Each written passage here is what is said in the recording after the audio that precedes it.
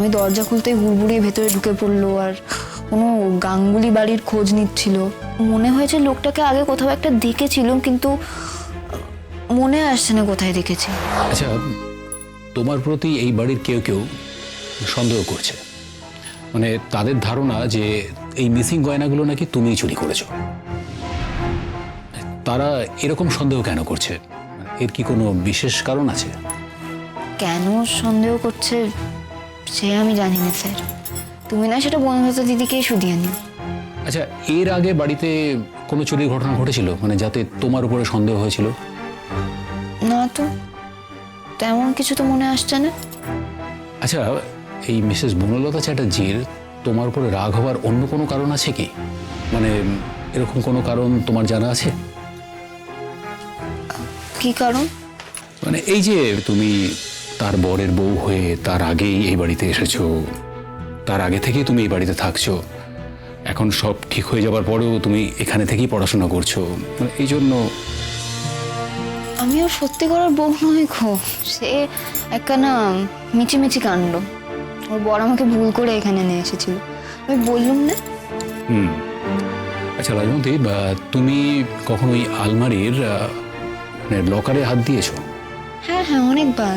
আমি তো প্রায় আমাকে হাতে চাবি দিয়ে বলতো কি এটা বের কর ওটা বের কর। আচ্ছা, তুমি শেষবার শ্বশুরবাড়িতে কবে গিয়েছো? গেল শনিবার, সোমবার চলে এসেছি। তার মানে গত দুদিনের মধ্যে তুমি বাড়ি যাও? না। আচ্ছা, বাড়িতে এর মধ্যে সন্দেহজনক কিছু ঘটেছে? মানে কোনো অচেনা লোক বাড়িতে ঢুকেছে, বা হয়তো কোনো কাজে কেউ এ বাড়িতে এসেছিল, মানে এরকম কোনো কিছু তুমি খেয়াল করেছো?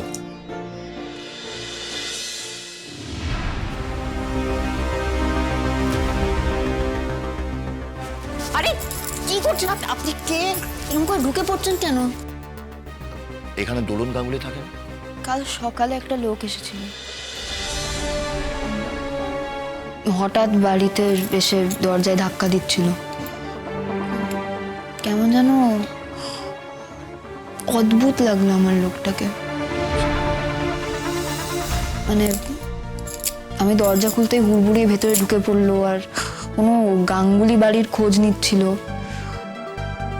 আমার লোকটাকে কেন জানি না সুবিধে লাগেনি কো। আচ্ছা, লোকটাকে তুমি আগে কখনো দেখেছো? সত্যি কথা বলতে মনে হয়েছে লোকটাকে আগে কোথাও একটা দেখেছিলাম, কিন্তু মনে আসছে না কোথায় দেখেছি।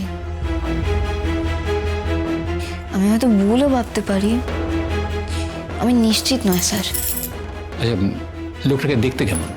লম্বা, কেমন চুয়ারে, কেমন অদ্ভুতভাবে বাড়ির ভেতরে দেখছিল। এই বাড়ির দরজায় সবার নাম কত বই লেখা আছে, কিন্তু তাও সে এখানে গাঙ্গুলি বলে কেউ থাকে কিনা সেটা জানতে চাইছিল। ইন্টারেস্টিং। আচ্ছা, তখন বাড়িতে আর কে কে ছিল, মানে কে কে দেখেছে লোকটাকে? বাড়িতে ছিল তো সবাই, কিন্তু শুধু আমি আর বনলতা দিদি দেখেছিলাম। বনলতা দিদি অবশ্য ওপরে ছিল, আমি নিচে ছিলাম। বেল বাজতেই বাইরে বেরিয়ে এলো, আর আমি যেহেতু নিচে ছিলাম আমিই গিয়ে দরজাটা খুলেছিলাম। আচ্ছা, ওই লোকটাকে তুমি মানে তার ডেসক্রিপশনটা দিতে পারবে, মানে আমাদের আর্টিস্টের কাছে? চেষ্টা করতে পারি।